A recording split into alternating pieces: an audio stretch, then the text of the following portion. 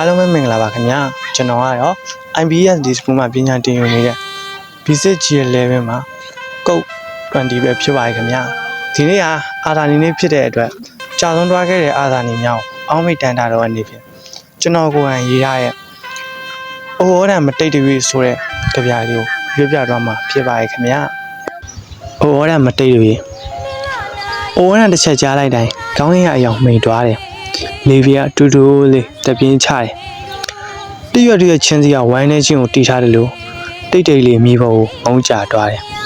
ဒီနေ့ဟာပြက်ကလေးမောကရက်ဆွဲတစ်ခုမဟုတ်ဘူးဖန်တစီတင်ပြီးမိသွားရမယ်နေလည်းမဟုတ်ဘူးဒီနေ့ဟာတွေးနဲ့ရေးခဲ့ရတဲ့တမိုင်းမျက်ရည်နဲ့ဆက်ဖက်နေရတဲ့မှတ်တမ်းလဲကြခဲ့သူတို့ရဲ့အမည်တွေကိုကြောက်တိုင်ပေါ်မှာရေးထားတာမဟုတ်ဘူးအမေတယောက်ရဲ့မျက်ရည်ထဲမှာရေးထားတယ်မိဘမဲ့တွားတဲ့ကလေးတယောက်ရဲ့မျောလင်းချက်ထဲမှာရေးထားတယ်မျိုးဆက်တိုင်းရဲ့နှလုံးခုန်တဲ့ထဲမှာရေးထားတယ်မိလိုက်ပါလို့ပြောတဲ့အတန်တွေရှိတယ်ဒါပေမဲ့တမိုင်းဆိုတာပိတ်ထားလို့ညင်ရွာမယ်စာမျက်နှာမဟုတ်ဘူးနေမထွက်အောင်တားနိုင်တဲ့လက်မရှိတယ်လို့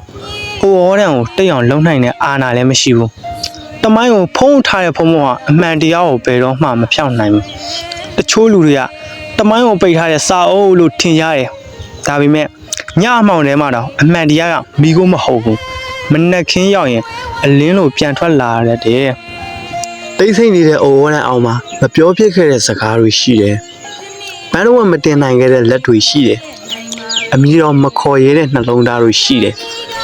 အောင်းမေ့ခြင်းမေတိတ်တိတ်လေးပဲအောင်းမေ့နေရတဲ့မြဝန်းတွေရှိတယ်တချို့တော့မြိတ်တွေကနှစ်ပေါင်းများစွာကြာလဲမချောက်ဘူးတချို့တော့တန်ရာတွေကမျိုးဆက်ပြောင်းသွားလဲမပြောက်ဘူးအချိန်ကကြောက်တိုင်ကိုဟောင်းစေနိုင်တယ်လေကပန်းမှုကိုညှိုးစေနိုင်တယ်ဒါပေမဲ့ရင်ထဲမှာတစ်ခါနေရာယူခဲ့တဲ့တမိုင်းကိုတော့ဘယ်ရာဒီဥရုကမှမဖြစ်နိုင်ဘူး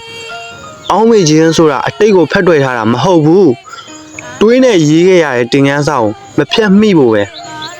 မျက်ရည်နဲ့ပေးခဲ့ရတဲ့တန်ဖိုးမပေါ်ဆမိဖို့ပဲစွန့်လွတ်ခဲ့တဲ့အတက်တွေကိုရဆွဲတစ်ခုအဖြစ်မလျှော့ချမိဖို့ပဲအိုဝရန်တစ်နှစ်မှတစ်ချိန်ပဲမိတယ်ဒါပေမဲ့နာကျင်မှုကတော့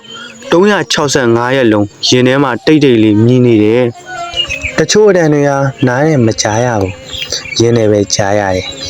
တချို့မျက်ရည်တွေကမျက်လုံးကမကြောက်ဘူးတမိုင်းရဲ့အနှဆိုင်ဆုံးနေရာမှာတိတ်တိတ်လေးစီးစင်းနေဘဒူကမေခိုင်ခိုင်ဘဒူကတိတ်ဆိတ်ခိုင်ခိုင်မေချင်းကတမိုင်းကိုမဖြတ်နိုင်ဘူးတိတ်ဆိတ်ချင်းအမှန်တရားကိုမတတ်နိုင်ဘူး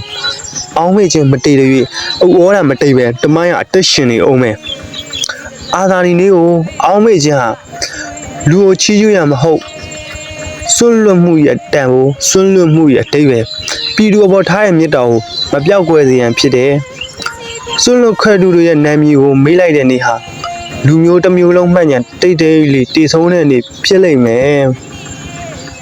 အဆုံးထိလိုက်ပါကြည့်ရှုနားထောင်ပေးခဲ့ကြရဲ့ဆရာဆရာမများနဲ့ကျောင်းသားကျောင်းသူများအားလုံးအထူးပဲကျေးဇူးတင်ပါတယ်ခင်ဗျာ